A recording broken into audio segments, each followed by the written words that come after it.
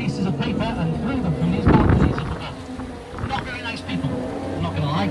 I've been slagging them off for about 2 years now. Found out over Christmas, my friend Victoria Street.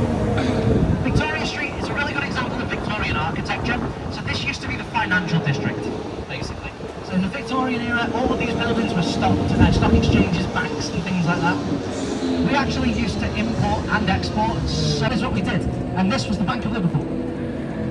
Now, that means legally, here in Liverpool building, because these were the only ones who had that list. So for a long, long time, people had no idea whether their loved one had made it.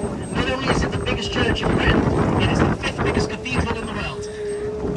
And the 8th biggest building of any religious denomination. That is the tallest Chinese imperial arch outside of China. It's the biggest in Europe, and it's 5 feet bigger than the one in Manchester. The salt refineries that used to be around here, because there were basically no breaks. Even when the sun went down, people lit torches and they carried on. It's a brief break on the Monday, folks. I like to imagine there were different shifts, but in the 1800s, it's hard to tell really, isn't it, guys? Could have been... Jesse Hartley did roll his sleeves up though. Apparently he checked every single one of these bricks used in the construction of the Albert Dock. And if he didn't like a single brick he saw, he'd send a whole pallet back and say, try again. Yeah, he's very full on, ladies and gents.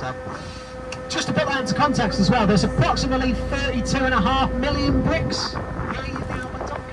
He's supposed to have checked every single one. Sounds increasingly unlikely, but again, in the 1800s, there was no television. Not much else to do, so get the family around, count bricks. Why not? Once the Albert Dock was fully completed, it was primarily used for the storage of cotton and tobacco. It's David Bowie, Queen, and of course Liverpool. And that's why it's still there today, filled with hotels, restaurants, bars and